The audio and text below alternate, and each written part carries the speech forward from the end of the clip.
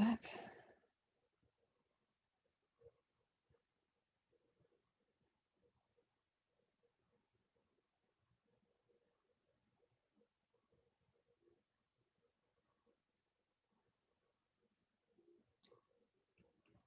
Doing that.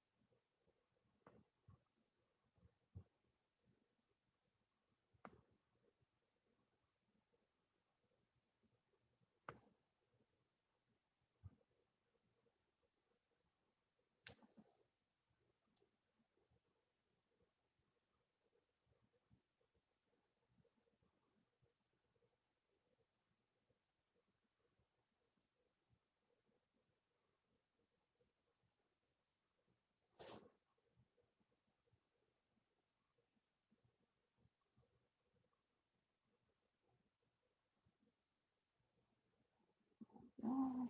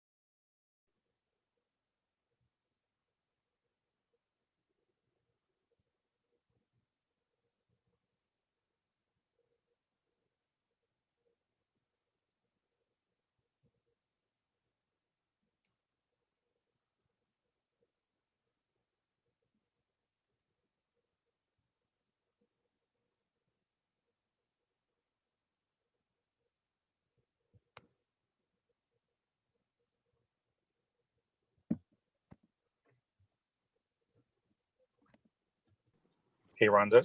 yes. Okay, I'm in. Parker, are you there? Yes, I'm here. Only thing, hi Rhonda. Hi, how are you? Hi, I'm doing great. Thank you so much.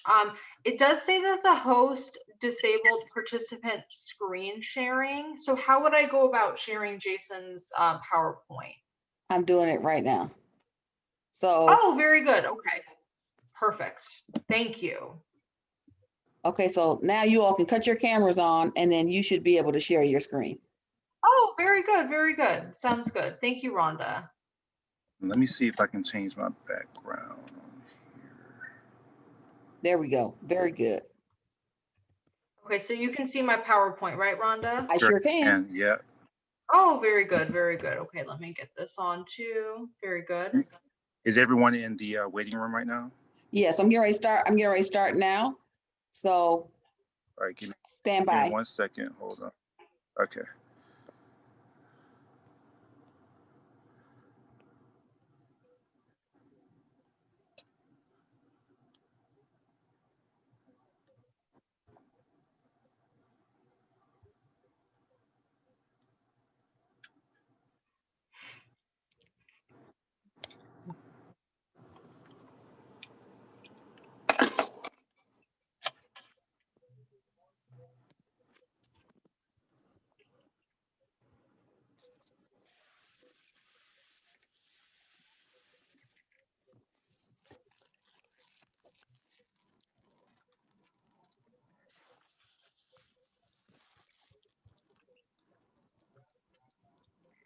Okay, and we're starting. Hello, Las Vegas, and welcome to the cover letter and resume writing workshop. We have two very special guests today from Caesars Entertainment.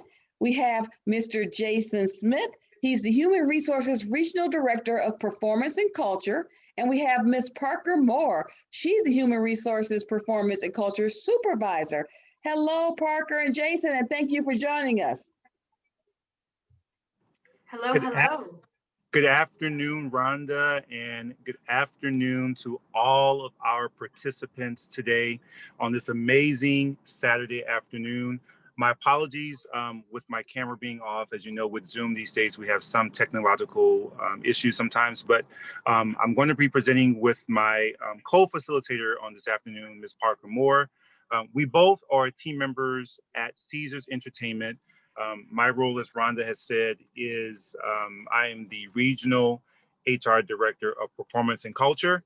And that's simply a fancy way of saying that I oversee the team member experience. And so as you can think about consumer and going into a business, and possibly getting a survey about your experience as a customer, my responsibility is to ensure that all of our team members across all of our 9 properties on the Strip and off in Las Vegas, that all of our team members have a great experience, from something as far as their dining experience in all of our cafeterias, to the hallways and their aesthetics. So when they come into the building, they have an environment that's safe and clean. And then to things such as simple as their evaluations and merit increases. And so Ms. Parker Moore, she specifically is a member and sits over at Caesars Palace in the Rio, and she helps me with maintaining those team member experiences at those 2 properties. I'm really excited for her to co-facilitate with me, because prior to joining my team, Parker was a front desk manager at the Rio, where she had to oversee the front desk, the bellman team, the valet, the concierge, the whole gamut of team members that she was responsible for. And her expertise in terms of the resume writing of our presentation today, she was integral in that part, because what people really don't understand, they assume that human resources hires every single part, every person that comes into a new organization. And really, truly, what we do is we facilitate and scan and review resumes, and then we forward those things on to the hiring manager, which is what Parker did when she was a front desk manager. And so she reviewed those resumes and cover letters, and based simply along on what she was presented with, she would make a decision to either call those people or possibly make a decision on the passing based simply on what was written on the cover letter and the resume. And so we're going to share just some best practices based on our expertise today. But feel free at the conclusion of our presentation to go online, do your own research. I think UNLV has some great information available online, just to look for some additional resources so that you can be successful in your cover letter and resume writing efforts. And so we'll get started. I'm going to start it off today with our cover letter portion. I'm triple and quadruple booked today. And so after I present, Parker's going to take over, and then she'll be able to answer any questions that anyone may have on our call today. So Parker, the presentation, and then we'll go ahead and move forward. So as I said, we're going to talk about cover letters and resume writing. And one of the things that's really important about cover letters is that that's really your first opportunity to really sell yourself. You know, the resume writing process, the cover letter process, and going into the interview process will be part 2. One of my colleagues will be teaching this in the next presentation. But all of this is really selling yourself to the organization and to the person that's doing the hiring, so that you can potentially become a new team member or associate of that organization. So let me see, can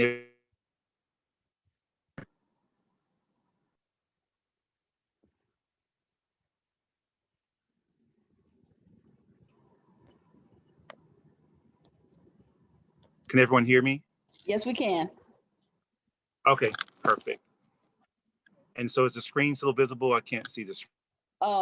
Your screen, we can't see your presentation. Okay, you can see it? Cannot. You cannot. Parker, let's make sure we try to reshare. I think we may have lost. I believe we've lost Parker. Give us just a moment, sorry. Let's see if we can get her reconnected there. Okay.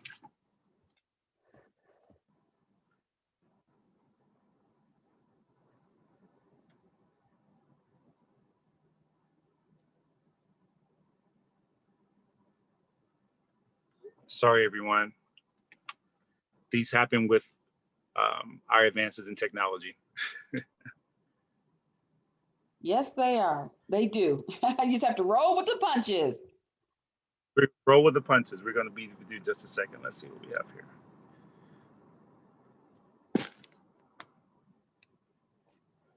Rhonda, how many participants do we have today in our audience? We have 10 participants in our audience. Perfect. I love it.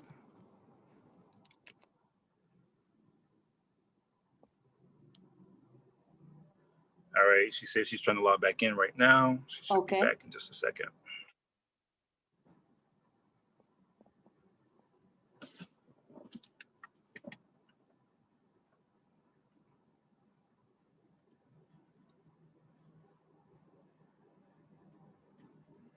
There she is.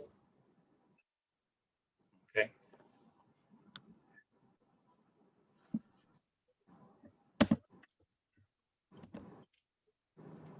Hi, Rhonda. Yes. Hi there. Hi. I Welcome back. am back on. Was a little bit of a technical glitch, I believe, but I am back on. Okay, great. May I just go ahead and share my screen You sure? so Jason can pick up where he You sure left can. off? Yes, there we go. Okay, we're back in. Do we still have Jason on the line? We do. Yes, I'm still here. Perfect. Oh, very good. Okay. All right, everyone, we're back on track, and thank you for your patience. So we're going to start off with just kind of our topics for the cover letter discussion.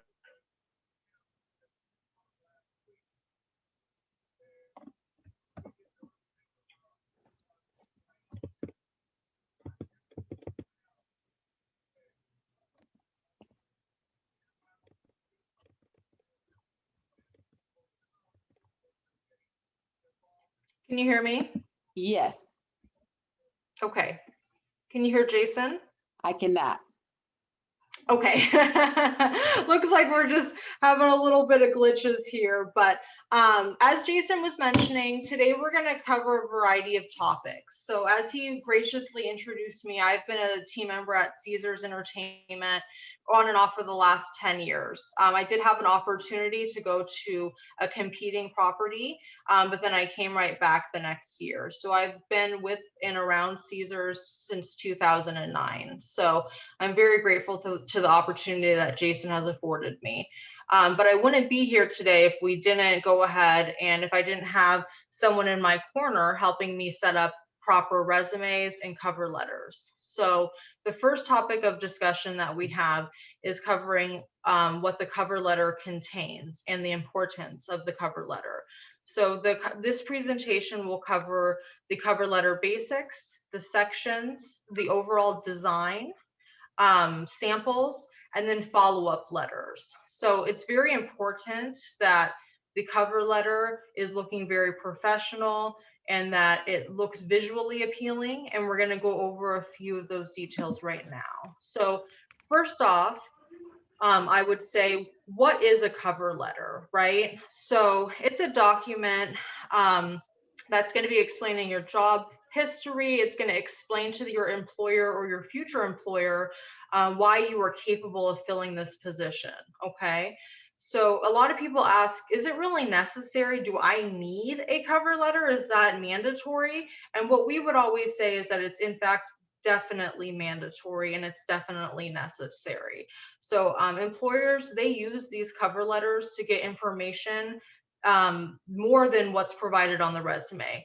They want to see what you can do. They can review your past, present jobs, and to see what kind of skill set you do contain.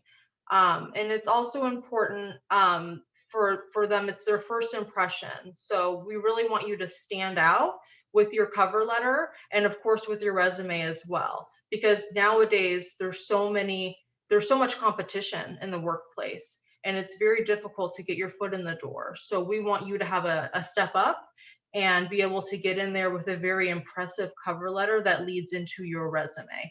I think Jason was able to jump back on. I'm going to turn it over to him. Jason, we were just covering what is necessary to be included in the cover letter. Perfect. Thank you. Of course. Yeah, and so really, as I was saying before I got dropped, is that this is your opportunity to sell yourself to someone who may not know you, and you're selling yourself on a piece of paper, on a document. And the difference is really between the cover letter and the resume is that while the resume covers your career history, your cover letter really allows you to add a little piece of your personality, and it allows you to really highlight two pieces of your, highlight two skills that you have, and then allows you to maybe do some research and show that you're really interested in taking this opportunity seriously. So, so just really in terms of that cover letter, it's just really the document that explains your goals, your education, your history in detail, and then allows you to explain and describe why you're capable of filling that particular job or position. And so, that's why it's really important. So there will be opportunities where you apply for a job and may not have a cover letter ready, and that's perfectly fine. But the cover letter is really just the icing on the cake, or that extra piece that just puts you above everyone else. Very good. So, in terms of the basics, what is the cover letter? It's really your way to get the interview. It really just sets you apart from everyone else, and shows the employer that you are serious. So in terms of the pieces of the letter, if you've ever written a letter, it's really going to be those same pieces of a letter if you ever studied that in school. Really your heading, your introduction in terms of what your purpose is and who you are. The body of your paragraph is with supporting information, as I mentioned earlier. And we'll get into detail in just a moment, but highlighting 2 skills or 2 pieces of your past experience, and then just closing it out. And so this really should just be one sheet. This is not a multi-page document. And so it's really concise and very specific in what you're sharing with the organization.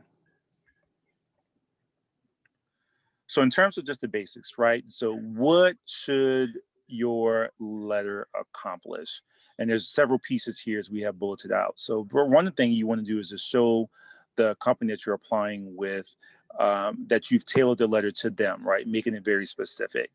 You want to explain your experiences, and so that they understand, wow, this is someone that we really want, because they have all the things that we're looking for. And then your resume will support that. And then you want to explain your experience. So while your resume has it listed, the cover letter allows you to go into a little bit more detail about 1 or 2 of those things. And then this is where the selling comes in. You want to be able to, in a couple of sentences, explain why your experience and your skills will help the organization and how it will fulfill what they're looking for. And then, of course, you want to just provide some of those examples of that. This is a place where you want to be truthful and honest in the event that the employer decides to call a previous employer just to support whatever you have listed.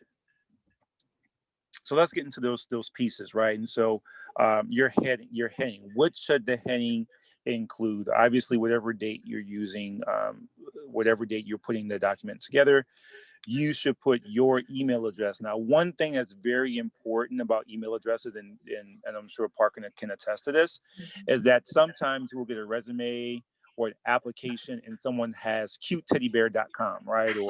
Or prettygirl@hotmail.com. And so, while you may have that as your personal email address, email accounts are easy and free to set up. So I always recommend that you just use your first name. So my email address is jasonmsmith@hotmail.com, right? It's just my name. It's simple and it's professional. So you want to stay away from this example like here, hotchick@gmail, not successful, not a great idea.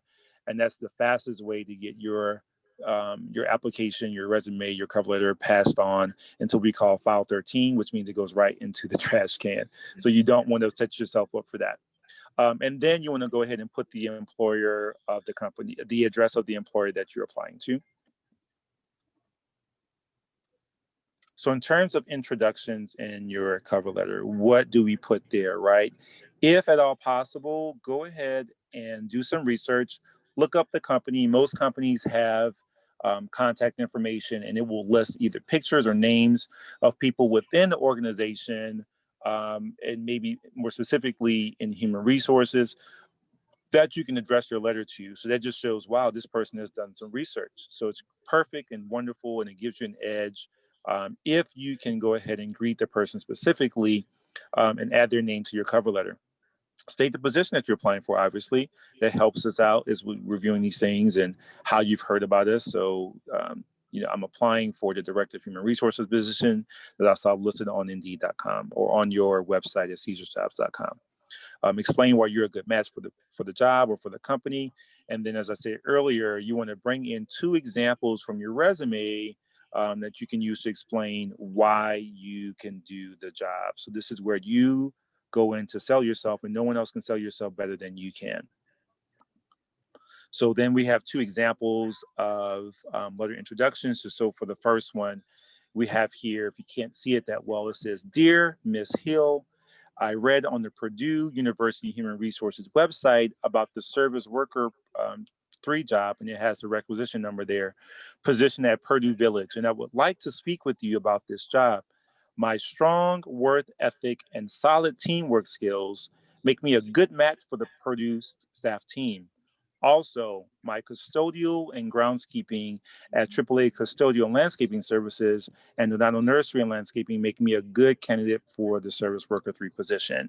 So again, it just kind of further supports your resume and you being very specific. And we have the example where we addressed Ms. Hill from the organization. So then as we get into the body of your letter, what should go in there? So we want to support your argument that you're qualified for the job. This is your opportunity to sell, and that you're a good match for the company. So you should research the company and understand that their values, their mission statement, and what the company stands for matches yours. And then go ahead and say why these things are a good match and find some examples of in your personal life or your work history why you're a good match, and then explain again the 2 examples from your resume that you use to support your point. And so the example that we have here is for the past 4 years, I have been a custodial and landscaping worker at AAA Custodial and Landscaping Services in Lafayette. Last year, my strong work ethic and solid teamwork skills helped me move from an hourly worker position to the shift supervisor position. So, right, we're giving some history and some facts here. From 2004 to 2005, I worked as a landscaping installation and maintenance specialist and nursery employee at Donato Nursery and Landscaping in San Antonio, Texas. Now here is where we're going to talk about why we're a good match. I believe that my responsible approach to work in custodial and groundskeeping positions over the past 5 years makes me a good match for the Purdue staff and a strong candidate for the Service Worker 3 job at Purdue. So it kind of sums it all up really nicely. It's very concise, and it allows you the opportunity to expand on your resume just a little bit more. And it's quite simple, right? So we've gone through the introduction, the body of the letter, and now we're already at the closing, right? This is not a dissertation or a 6-page thing. We're keeping it to 1 page, concise, 2 points, and now we're at the closing. So how do we wrap this thing up? So you just want to restate your qualifications, go ahead and be bold and say, I would like to meet with you as soon as possible for consideration of this position. So ask for an interview. It's fine. Provide your contact information, right? It should be on your resume as well, but it's perfectly fine to go ahead and be redundant and providing that important information. Reference your resume, and you want to thank them in advance for their consideration. So always thank your potential employer, and then just close politely with best regards or thank you for your time.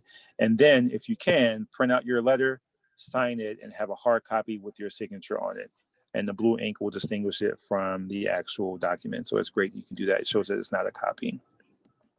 So here's an example of the closing I just want to share with you. So I'm looking forward to meeting with you about the Service Worker 3 position. I am sure that my strong work ethic and custodial and landscaping experience can help Purdue physical facilities maintain a high level of service. If you have any questions, please call me and we provide the contact information. For your reference, I have included my resume. Thank you for taking the time to review my documents. We close out with sincerely, your name, you space it out 4 spaces, and you sign in between there. And so there you have it, and that's all of it. And so just some key and best practices. You want to avoid any weak language. And so in the body of your letter, for example, you don't want to just say, I worked as a ramp agent at Comair. What does that mean, right? We encourage you to use some strong language. So look at this example. It's quite different. As a ramp agent, I assisted in loading baggage, oversaw fueling the aircraft, and stocked commissary items on the aircraft. So that gives you a little bit more detail, right? Now, let's make this even better. In that strong language example, I listed stocked commissary. So I'm assuming, as the person writing the letter, that the employer knows what commissary is. We may think it's a common term, but maybe someone in HR has never heard of that. So we're going to take it to the next level and translate that. So what is commissary? So in your language, for example, you can say, I received and stored bulk and packaged petroleum, oils, and lubricants products versus coordinated and distributed petroleum products and monitor quality control systems, right? So even even in our own work environment, on paper, Parker is a performance and culture advisor. And so many people may not know what that means in markets. Really, it's just she's a supervisor, right? And so for the purposes of our presentation today, we modified that. So you always have to consider your audience and maybe modify or tweak some of the listings. And that might be true for your positions that you list on your resume. You might have to modify that and think about who you're submitting your resume to, so that they can understand and make it simple in terms of what your positions were in your career history. And I hope that makes sense. So that's a really helpful tool there. So some other tips that I wanted to share, again, just avoiding any unprofessional language. Think about the length. Again, it should just be one page, not even two. You want to use strongest and most relevant qualifications. That's what should be highlighted. So just limit to a few qualifications in your letter. I always say 2 is a good number. And it should be easy to read. So begin with topic sentences, and it should be really helpful for you. So again, do some more research and understand the company's values, their attitudes, their goals, anything that they do for community outreach, and reference that maybe in your letter, or just verbally reference it once you get that interview, because you put so much work into your resume writing and your cover letter. So do the research and speak to it verbally in your interview about the company's values and what they stand for. Go ahead again and sell yourself of how you can help the organization and be successful, because that's what they want. Talent. They want people to come in brighter and smarter that they are, to help them make money at the end of the day. So talk about how you can help them do that. And then explain more and talk about more about the information on your resume. Provide evidence of your qualifications. And most importantly, please always proofread carefully for grammatical and typographical errors. So just have someone else to read it. Your eyes will get tired. Your eyes may not catch the TWO versus the TOO, or the there versus there. So make sure someone else near you can who's qualified and can recognize some of those things, to just kind of give it a glance over before you submit it online or in person. And so what do I do about times I was not working? That's really important, especially now with the pandemic taking place. And people feel like if there's a gap in their work history, that might be a hindrance. But short breaks in your work experience shouldn't hurt your chances to get a job. Just be ready to talk about what you did during that gap, right? And I've experienced that in my own work history, where for several months I wasn't able to find employment. And so I just volunteered, or I worked with my church feeding the homeless. And so just speak to those things, as opposed to just leaving the gap and there's no explanation there. And then here, I won't read it out fully, but just we have an example of a full cover letter. And again, you can find these online. UNLV, several universities have them on their website. So if you just Google sample cover letter, there's tons of examples out there that you can use as your template to help guide you on what you'll need to do. So hopefully these have been some great tools for you, and some great best practices and some guides. And so maybe, Rhonda, if I can ask the audience if there's any questions out there, or did anybody type anything in the chat room that I can answer about cover letters? Yes, if there are any questions from our attendees, please type your message in the chat box, and let's have a question. Let's answer some questions. Mr. Smith is ready to answer some questions, so let's throw some at him. I know you have some questions. And if you're watching on Facebook Live, put your questions in the chat on Facebook Live. We can see those as well. Anyone? And thank you to everyone on social media who's tuning in today, and everyone who's dialed into this call.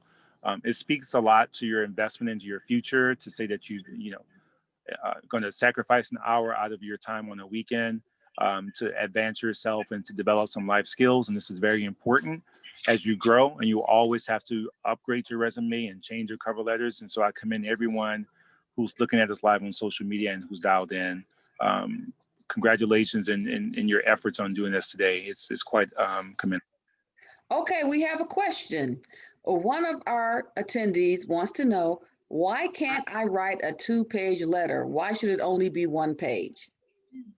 That's a great question, right? And so if you submit a 2-page cover letter, what that does is it tells the employer potentially that you can't be concise, right? This is just a glance over, and in your interview is where you want to be more detailed, right? You have an hour usually, or 30 minutes, to really go into more detail about your experience, about things in your personal life that you do that might not be work related that can help you be successful, some of your skills, etc. And so the cover letter is just a quick insight. It's like a commercial, right? Just a quick glance at what you can offer. It's not the full detailed explanation. The cover letter also shows your ability to be able to write, right? You get in many jobs, you have to write and shoot emails and maybe draft internal communications. And so this cover letter shows the employer that you can write and that you can write well. And it's important to be concise because many times when you're interacting with leaders or a boss, they don't have a lot of time.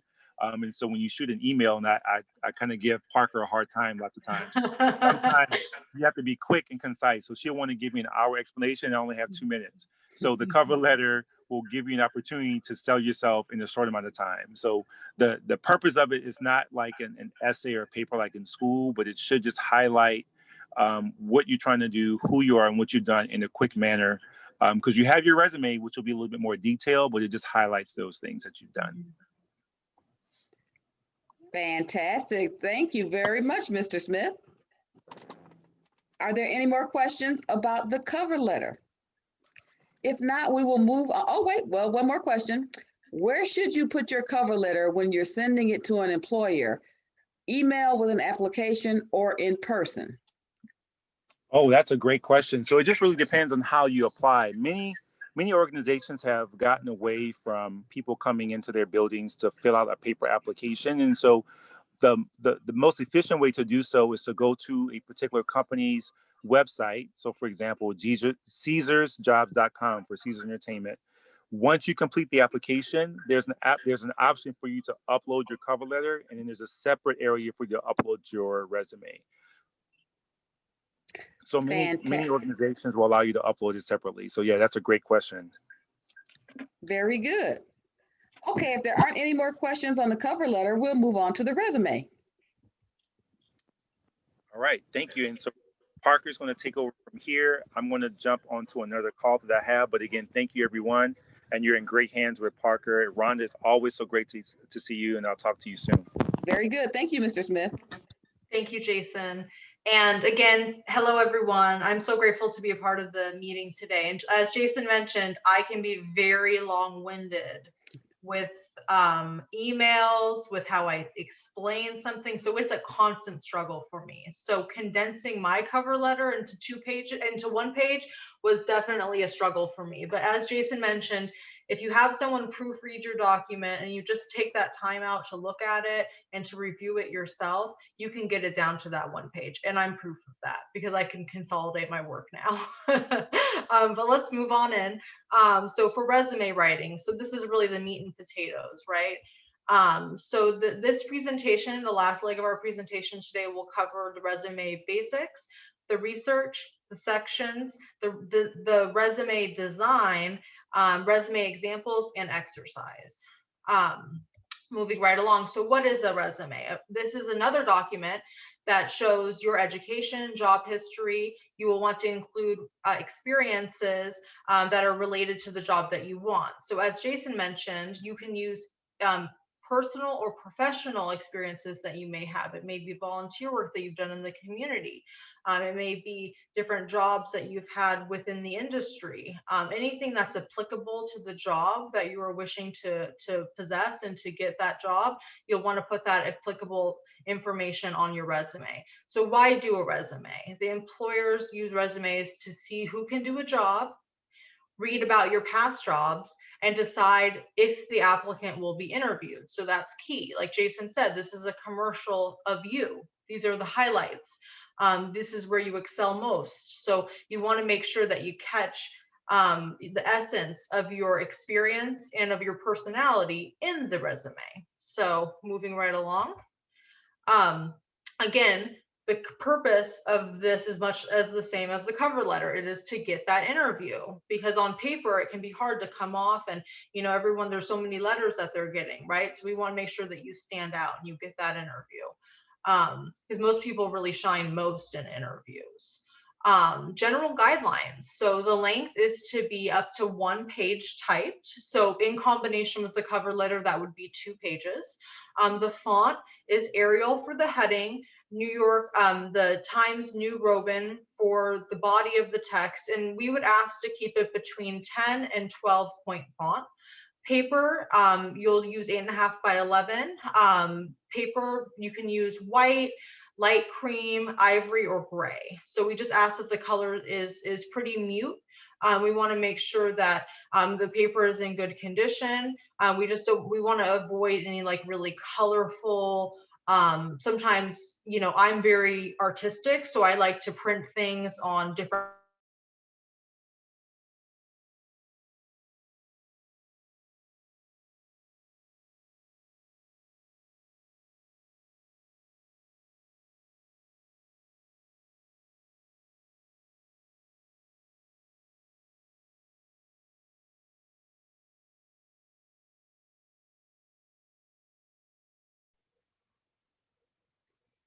Hello, everyone. Miss Parker just froze for a second, but I'm sure she'll be right back. Stay tuned.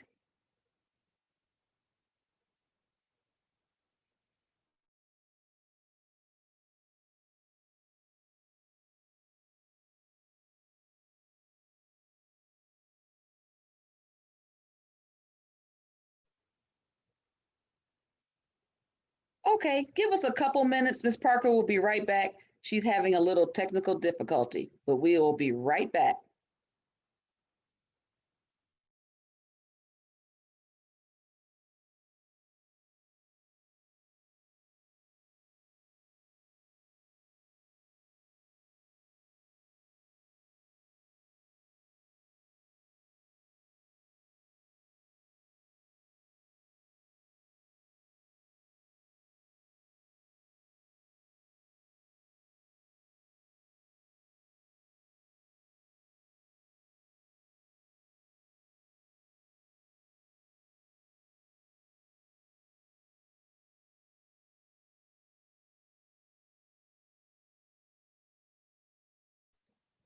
So like Miss Parker was saying, the resume shows your job experience.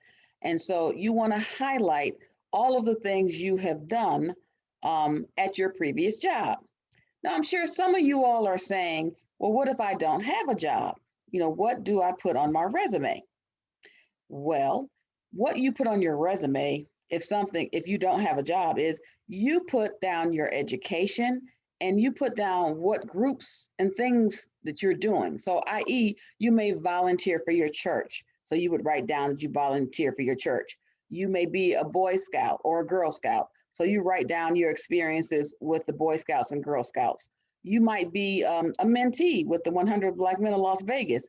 And so you talk about the things that you do as a mentee. You would talk about things that you do in your community.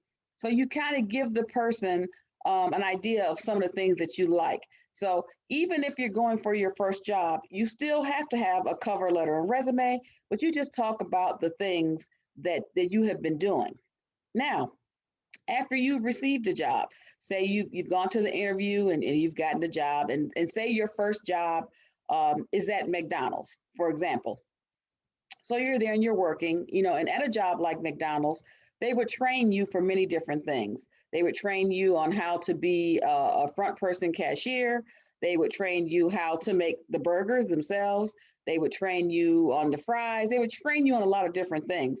So as you're thinking about, you know, getting your next job, you know, after McDonald's, you would put the title of your job on your resume, the McDonald's, the company name McDonald's, and the length of time that you worked at McDonald's. So say you started working in January of 2020, and if you're still working there now, you just put a dash and you put to date, which means that when the person is reading your resume, they know that you are still employed at McDonald's during that time.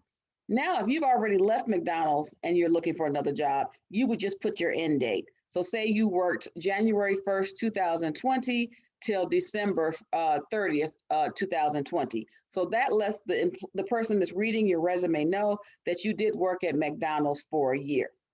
So once you get a job, I can tell you this, So you're at a job, say you're at McDonald's, but you're ready to go to another company. And Ms. Moore will be back in 1 second, but I'll finish my thought. You always, when you go into an interview and you're currently working for a company, but you're trying to make an exit to get a better job, you never speak poorly about the company that you're working for. You always speak highly of them. Because you may get an interview question where a person asks you, why are you leaving the company?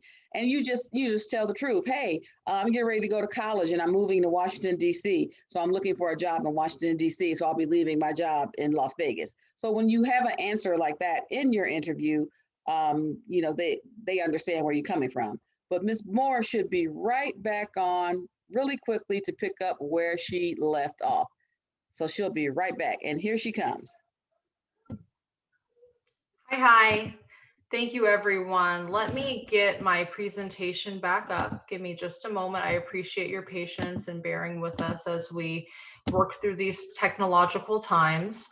We're gonna start, let me see, I'm gonna get to where we left off under the resume writing. And Rhonda, thank you for covering for me. Can you see my screen? Very good, very good. Okay, so we had talked, I'm trying to see, so basically I just want to make sure I didn't miss anything because it's very important. So again, have your complete contact information, your education experience, work experience, and skills and qualifications. References. So definitely some employers will ask for these. It's really important that if you have someone either from volunteer efforts in the community, Jason I know has volunteered in his church when he was in his youth. Also, if you have any work experience, so reaching out to your previous manager or supervisor is not a bad idea, especially if you're intending on listing them as a reference. You definitely want to reach out to them prior to putting their name and contact information on your resume. In that way, they're prepared for when the employer may reach out to ask about your performance and your work history within their organization. So it's really important that when you select those references, that you give the individual the heads up, you may be contacted because I'm going to be listing you as a reference. And then that person has the ability to let you know if they're in agreement to be listed as a reference. Optional sections would be professional affiliations or other experience, such as volunteer work within the community. That's very important.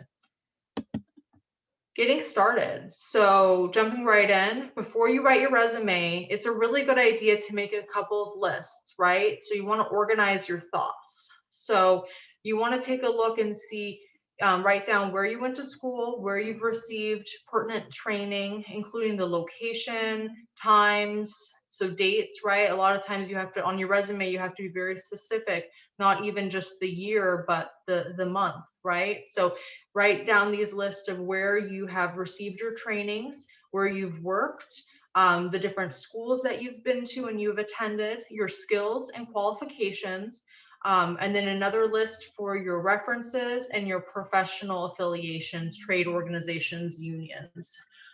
So you'll make 5 different lists, right? So those are each of the different categories, and you'll just go ahead and take your time with it. It could take me about 2 days to write a resume because you really want to think about it because you don't want to forget anything, right? So you make these lists, review it.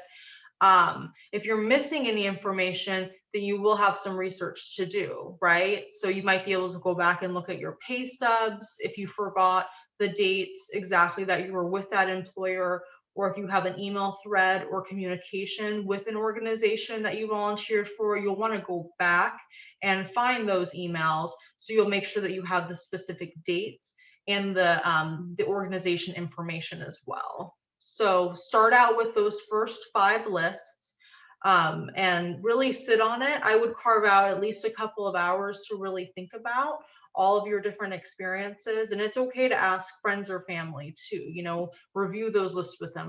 Did I forget anything? Because someone may remember, oh, you volunteered or you were of service in this way, let's add that. So, get some help from friends and family.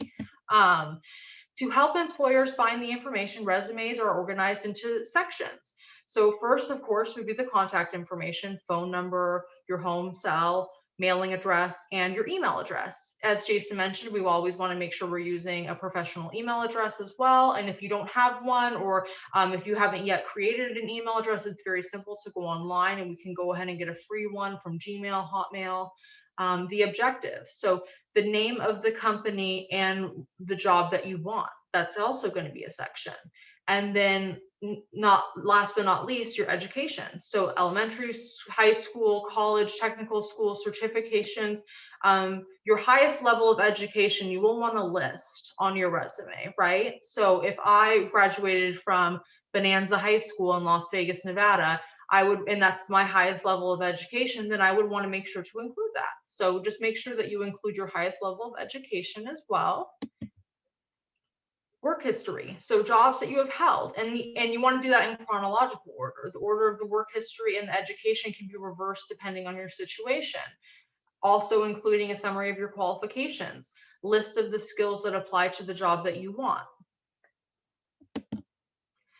You can also add a few optional sections, which would be the professional affiliations, such as trade groups, unions, and other labor organizations, or other experience you may have, which may be hobbies that relate to the job that you want, volunteer work that we've discussed. So those are optional sections, but especially if you don't have a lot of work experience, or if you don't have a long list of volunteer work that you've done, you can go ahead and list any hobbies that you have that you believe that would be applicable to the position that you're hiring for or that you're applying for.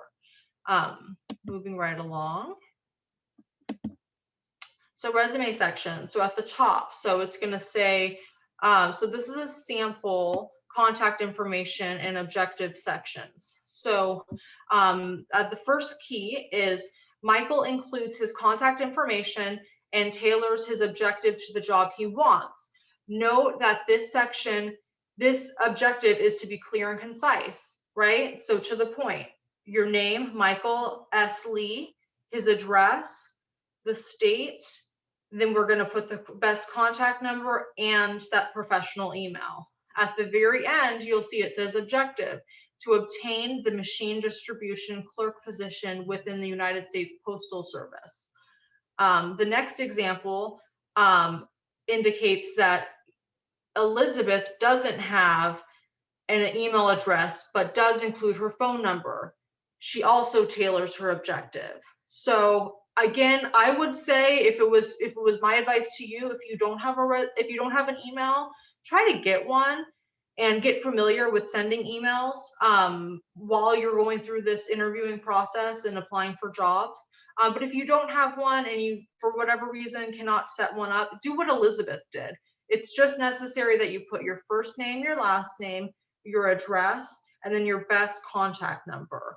At the end, the objective is very similar, to obtain the logistics supply manager position at Subaru of Indiana.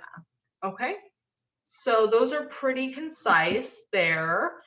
Moving right along, looks like we have a sample education and work history section. So this is Jeremy's resume. Jeremy includes the type of education he received at a local adult basic education center, a GED.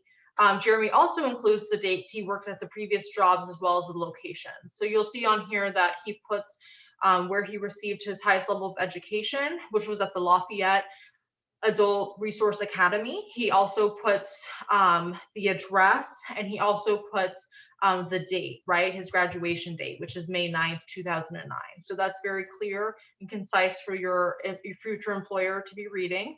And then also we have our work experience, Small Car Parts International, Lafayette, Indiana. So again, the company name, the location, and then the dates, which would be in this case, so it's not just the end date of him graduating, this is his work experience, so there's going to be 2 dates here, right? The start and the finish.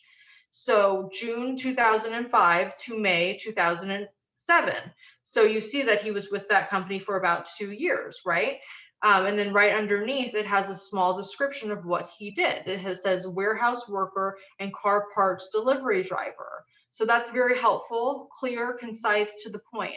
Just below it, you'll see the same format was followed by Jeremy, which is Ernie's Premier Pizza. That's where he was working. Right next to it, you see Lafayette, Indiana, and the zip code. That's the location. So we're going to be looking at the employer, the location, and then the dates. And then here you see he was working, it looks like he was holding 2 jobs at that time, right? So he was working at this job from May 2006 to June 2005. So he did put multiple work experiences there, which is both very helpful. Moving along, we have Rosa now. This is Rosa's work experience. So Rosa includes some of her responsibilities from her previous job.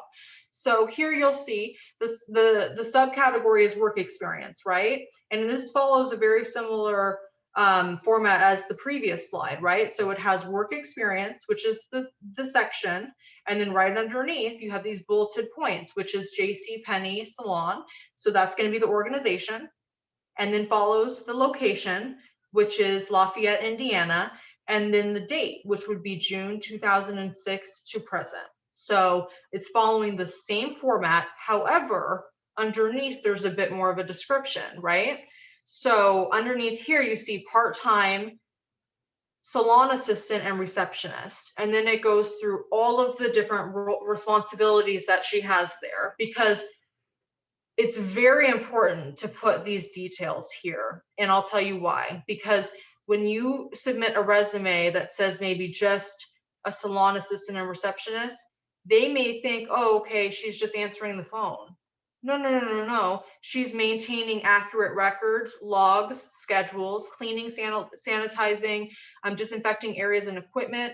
She is the face of the organization. She is greeting customers, conducting point of sales transactions, tracking inventory, stocking shelves, assisting the salon manager with orders. And then she's also doing some work on the floor. She's washing and rinsing hair with the to assist the licensed cosmetologist. So it's really important to get a few highlights of the work that you did, whatever job it is, because you didn't just do one thing, right? Every day you go in, you probably do about 10. So you want to list, maybe not all 10, but you want to pick out the highlights of something that maybe the organization you're applying for doesn't know all of the details that would be included in that position that you held. So moving right along, we have the Dog and Suds restaurant. So that's the organization. And then we have the location, Lafayette, Indiana. And then we have the dates, May 1st, 2006 to July 23rd, 2006. Right underneath, you're going to see a descriptor, which is part-time crew person. And then what did she do, right? So underneath there's bulleted points.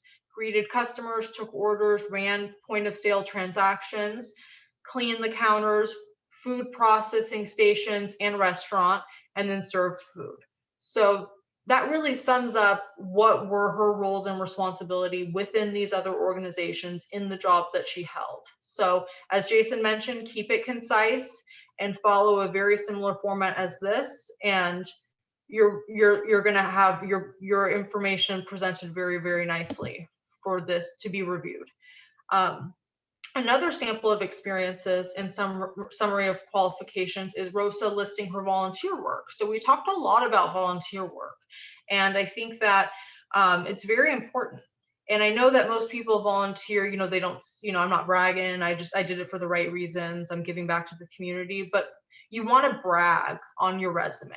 Okay. You don't want to be humble. You want to, you want them to really get an idea of who you are. So don't be afraid, and this is not the place to be humble. You want to put that information out there. So again, Rosa had listed her volunteer work and what she did while she was not working at a paying job. So she volunteered at the Lafayette Urban Ministry Homeless Shelter, collect, prepare, and serve food monthly, volunteering at the St.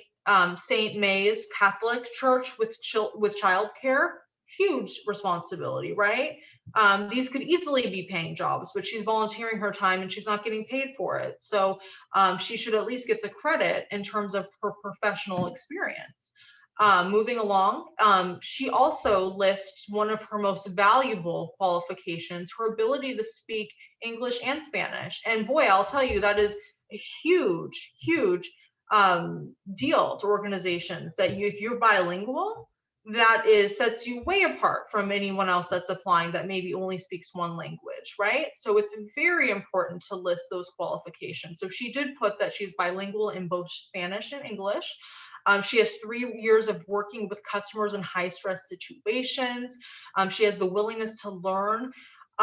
She maintains calendar, she's organized, and then it goes into a few other of her qualifications, but it's a summary, right? So it's going through, you know, everything is important, but the bilingual piece of it, I will tell you, is very, very important. And most people are very humble about that as well. You don't think, oh, okay, you know, but it's a very big deal in a professional world. So these are all very great things to list on your summary of qualifications. And then I do see that the objective looks like, okay, so remember, you may adjust the order of your resume sections depending on the job you want.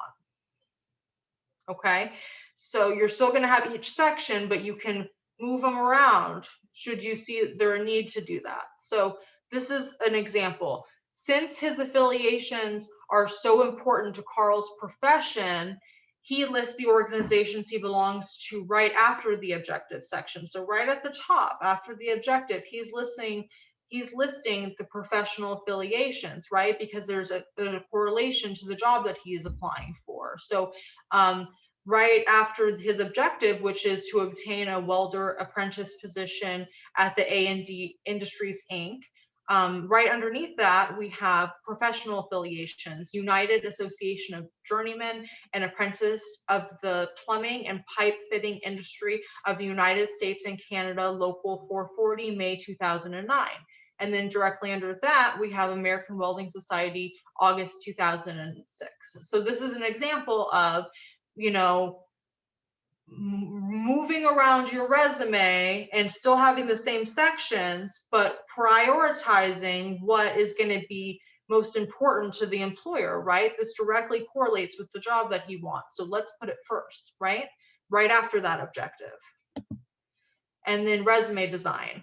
Why is this important? So employers will rate your professionalism based on how your resume looks. So I know it's not fair, and you're like, oh, it's just a piece of paper, you know, they shouldn't judge me by that. But unfortunately, this is your first impression, and we all know how important first impressions are with everything. It is very important. So use plenty of space, make your headings, and bullet the lists, right? So underneath each heading of your sections, you want to make sure to bullet point all of the different descriptors, right? So what exactly did you do during your time with the salon or at the auto parts store? You know, you want to list everything and using those bullets so that it's easy to read.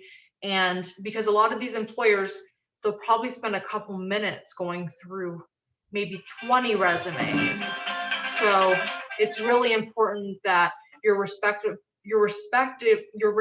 their time. They're not making it too lengthy, and it's clean and concise so that they can immediately see, oh, Susie Q has this experience. Okay, wonderful. What a great match. And then they might read a little bit more. So it's very competitive out there. So again, make sure everything's polished, professional, using those spaces, headings, and bullet lists. Sample resumes. So these are two different examples of a resume, right? So we see hundreds of different resumes out there. So feel free to take the liberties, right? So you can use different types of font. We do recommend the Arial and the Times New Roman. And we do say between the 10 and 12 font size. But here, look at this. They look a little bit different. So the listing here, it goes through the first one that I'm viewing.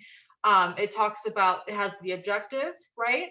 Right underneath the professional licenses, the education, the work experience, other experiences, and then a summary of qualifications. That's a chronological resume. On the other side, we have a combination resume, right? So it goes from the objective and then relevant skills and experience, also listing education. So they're very similar, but a little bit different. So you have some flexibility to see how does your information fit and which exact format would you like to use. And as Jason said, I'm sure you'll have access to the information in this PowerPoint. We'll make sure that that's readily available to Rhonda. But I also want to let you know that you can also go on Google, and there's some other different resume building websites that you can see a sample there as well. Resume tips. What do I do about the time I wasn't working? So short breaks and work experience should not hurt your chances. Be ready to talk about what you did. Volunteerism, faith-based activities, family-related responsibilities. So just as a friendly reminder, right? We all just went through 2020. That was such a difficult year. We know, okay, wow, there was a pandemic. You know, of course I wasn't working, or I lost my job, I was laid off, or my company, it closed. You know, there were so many different things that happened.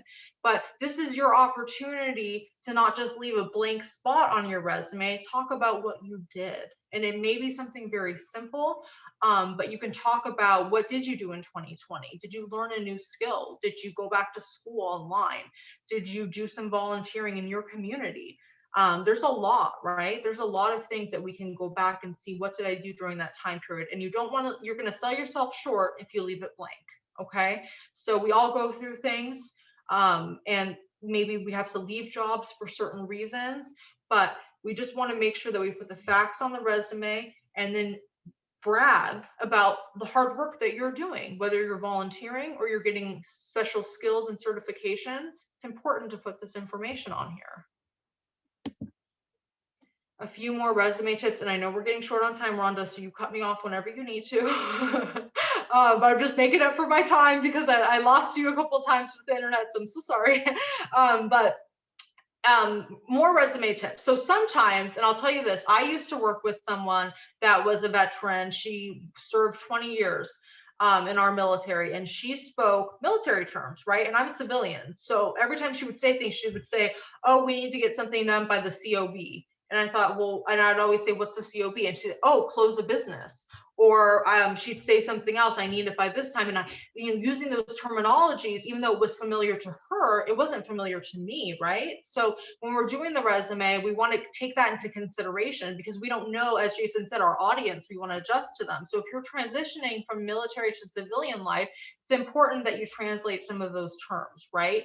You just want to make sure if anyone picked up your resume, they could easily read it, they could easily understand what you meant, and they don't have to have a certain skill set, right, to understand what some of the terminology is. So military terms, right? So it says, what do I do if should I be transitioning from military to civilian life? So help your civilian employer understand what you did in the military by translating terms.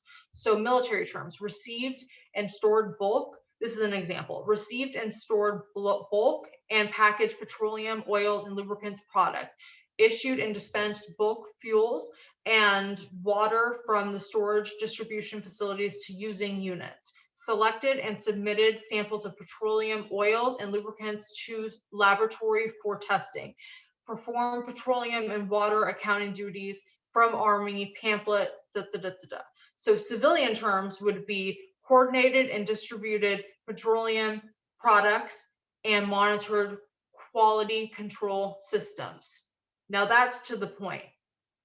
And I'm sure any military professional would understand the first portion we looked at, which is the military terms, but that's a lot of information, right? So if we can condense that information and put it in a little bit more user-friendly, these are the civilian terms, right? Simplify the message. So looks like that would be the end of our presentation. And I just want to say that I would be more than happy in the honor of Jason Smith, who I do report to answer the questions that anyone might have as bestly as I can. And if for some reason I'm unable to answer, or if you have a question for Jason, we can go ahead and notate it, and I'll give Rhonda all of my contact information so we can answer any questions that anyone might have today. But please, you have the floor. Thank you, Ms. Moore. That was fantastic. Do we have any questions from our attendees? Whether in Zoom or whether on Facebook, you can write us a little note in the chat, and either chat and we can see it, Now, I did have a question earlier, and I'd like to hear your answer on it, Ms. Moore. Someone asked earlier, how do you create a resume without job experience? What do you put on your resume? So what I would do is I would go ahead and put your highest level of education, right? So you would start with your name, your contact information. You would put the objective, right? What is your objective in filling out the resume is to obtain a certain position, right? And then you would go ahead and prioritize based on what your experience is. So you may not have had a job before, but you might have some experience in the community, such as doing any volunteer services, any work that you may have done in any churches, or anything in the community basically that you've done for volunteer efforts. You might have a certain trade skill. So you might have, gotten certified and with CPR or any other type of certifications, and you may be bilingual. So there's a ton of information that you can put on your resume. It doesn't all have to be based on work experience. So we have a question in the chat. It reads, if I volunteered when I was 12, would that be something to add to my resume now that I'm 16 or 17? If it's relevant, I would. So say you're applying for a position in a store, right? And you're working with, in customer service. Maybe you volunteered when you were 12 at a family mom and pop store, or you did in a church, local community church. Maybe you volunteered your time and you worked with different patrons that were coming in. So as long as it's applicable to the job that you're looking for, absolutely include it. But if it's separate, if it's something totally different, don't confuse the message, right? Because they're going to say, what does this have to do with it? I don't need to know this, right? So if it's applicable, please add it. I would definitely encourage you to do so. That's a good question. Are there any more questions? Any more questions? All righty. Well, thank you, Ms. Moore, for meeting us today and working with us and giving us the tips and trips on cover letters and resumes. The information was fantastic. We really enjoyed your presentation. And if anyone has any questions for Ms. Moore, please feel free to send me an email and I will forward it on to her. Yes. Thank you so much for this opportunity. Oh, you're very welcome. And we want to say thank you for our partnership with Ceasars Entertainment. Ceasars Entertainment and the 100 Black Men have been in partnership for a very, very long time. And we really value our relationship. So thank you so much for spending your Saturday with us. And thank you, participants who were with us live or watching us on Facebook. Thank you for joining in. And we will see you next week for the workshop on interviewing, traditional interviewing and group interviewing and virtual interviewing. So don't miss us. We'll see you next week. Bye-bye. Thank you.